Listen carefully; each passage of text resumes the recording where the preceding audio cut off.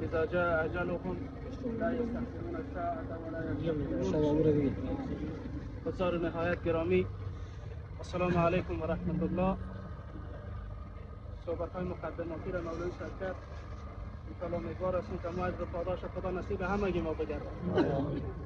ما و چند موردی که جا استاد شدن مختصر صحبت میکنم. وقتی کسی را نمیگیرم عوام سردست و ای که این گپا یک وظیفه است بالای دو شما که هر کس در زندگیش قدر بکنه و در زندگیش قدرش را بکنه. رسول الله صلی الله علیه و سلم اول از کفر به خدا پناه میبره، بعد از فقر. اما عزیزایی که جا جمع شده، شهادتتون صادقانه در قسمت هارون به خاطر خدا باشه که پیغمبر صلی الله علیه و سلم میفرماید که 100 نفر در جنازه یک مسلمان اشتراک بکنه و شهادت بدن که آدم نیک بوده، اهل جنت میشه. اهل جنت میشه. شهادتتون در قسمت هارون صادقانه باشه. 23 سال رفیق یک دیگه بودیم. در 23 سال از امی آدم هیچ ضرری ندیده و این شهادت ما پیش خدا جل جلاله مدت زیادی را به خاطر آزادی کار کرد.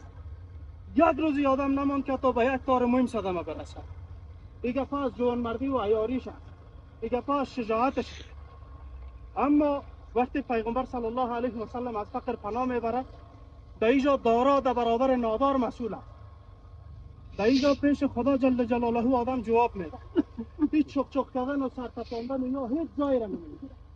من یک دفعه به مولوی صاحب گفته بودم که مولوی صاحب به همگی بزنه، اما مولوی صاحب گفت که بیا همین کارا خودت بکن.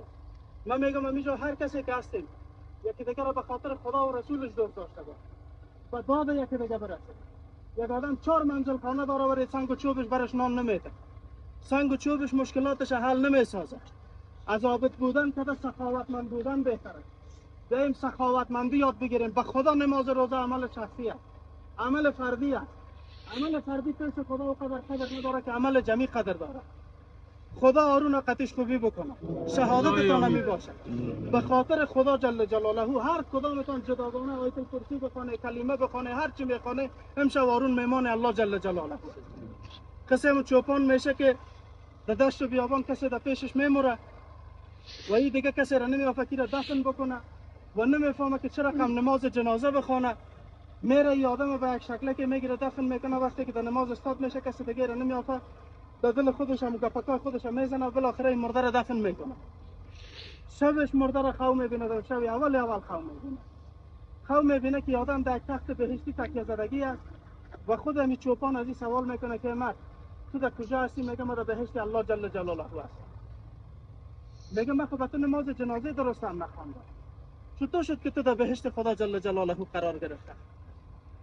میگه زمانی که من به ملاقات الله جل جلاله رسیدم، گپ تو را خدا جل جلاله به من نقل قول کرد که تو چوپان وقتی به نماز جنازه استاد شدی نماز جنازه یاد نداشتی، ولی خدا را گفتی خدایا تو خود دعوا کرده که من ذوالجلال و الاکرام هستم. تویی که ذوالجلال و الاکرام هستی و این فرد امشب میمان من میبود، بهترین دوستمند خودم برش میکشتم، میمانی میدادم. خدا از هارون پذیرایی خوب بکنم و داد همگی در زندگی برسه. بعد از مرگ یک چیزی فایده نداره. من به خاطر رفیقم اینجا استاد شدم.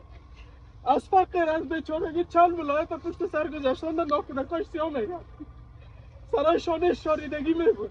چرا کسایی که در هر قسمتی که رابطه دارن، پیسه دارن، سرمایه دارن، روابط دارن، چرا به خاطر امیت آدم ها کار نمیگیرن؟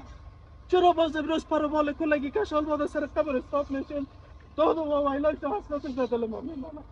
خواهش ما همین که همه که کسایی که زنده هستیم قدر یکی دیگر رو بفهمیم و با صداقت یکی دیگر رو دوست داشته باشیم. با خدا کینه‌توزی، بخیلی، توفه‌بازی، حرامزادگی، رذالت دیگه به خدا که به کسی سود برسانه. درد زیرا اگر ما بگوییم که ما احساس میکنم به خدا دروغ میگم. اگر شما بگویید که ما غم شریکی کردیم به خدا دروغ میگیم. آتش میفهمه و تنور خانوادهش میفهمه و غمش. دل رقم از شار رنه.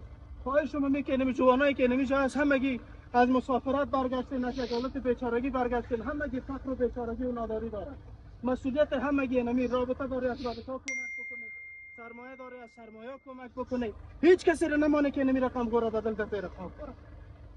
بازم به الله دعا میکنه پروردگارا هر حقی که از هارون بالای ما است. خدای تو خودت ادا بگردان و اگر از ما بالای هارون است پروردگار را به رضا و خوشنودی خودت و نبی صلی الله علیه و سلم بخشیدیم.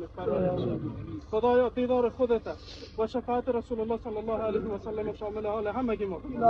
خدایا زبانش گویا در قبر به سوال و جوابی که خودت میخواهی قرار بده و بگردان. خدایا بگویا که ربم توسی، پروردگارا بگویا که دینم اسلام بود. خدایا بگویا که نبیم رسول الله صلی الله علیه و سلم بود و شهادت ما را در قسمتش بپذیر پروردگار.